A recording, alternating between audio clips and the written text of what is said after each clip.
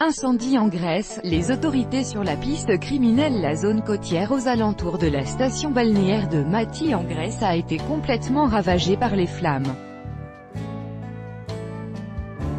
FLYGRECEDRONE, via Reuters. Les incendies qui ont ravagé le nord d'Athènes seraient-ils d'origine criminelle? Le ministre grec adjoint à la protection du citoyen, Nikos Toskas, a parlé « d'indices sérieux » qui mènent sur cette piste dans une conférence de presse exceptionnelle. Passé le choc, beaucoup d'habitants posent la question de la responsabilité, alors que le bilan s'élèverait à 82 morts, selon les derniers chiffres des pompiers. Un retraité assis sur un banc en face de la mairie de Rafina ne cesse de pleurer son ami, mort en tentant de sauver ses voisins. Pour Dimitris, rencontré par notre envoyé spécial, Charlotte Stievnar, c'est la proximité des pins qui a causé tant de victimes à Mathi. Nous parlons d'une forêt avec des pins de 15 mètres de hauteur chacun, recouverts de verdure de haut en bas et qui se touchent les uns les autres. Il n'y a pas de salut, explique-t-il.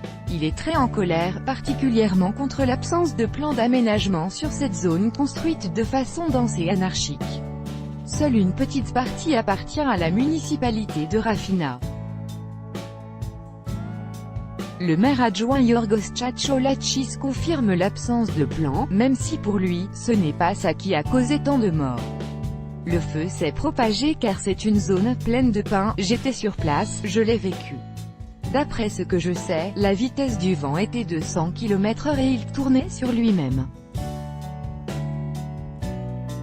Il n'avait pas une direction stable, détaille-t-il. 13 feux partis en même temps. Le gouvernement grec a lui annoncé jeudi soir avoir saisi la justice d'un « élément sérieux » pouvant indiquer que l'incendie était d'origine criminelle. Un élément sérieux nous a conduit à ouvrir une enquête, a annoncé lors d'une conférence de presse le ministre adjoint à la protection du citoyen, Nikos Toskas.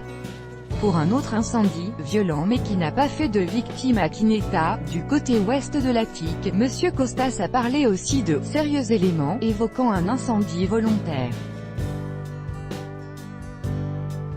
Toskas, qui était en compagnie du responsable des pompiers et du porte-parole du gouvernement, Dimitris Tsanakopoulos, a mentionné aussi des témoignages, sans en dire plus. Les officiels, cartes satellitaires à l'appui, ont fait valoir également que 13 feux étaient partis en même temps en Attique lundi, un fait déjà souligné par M. Tsanakopoulos au lendemain du drame. Le gouvernement semble ainsi décidé à parer aux critiques qui commencent sur la gestion du drame par les autorités.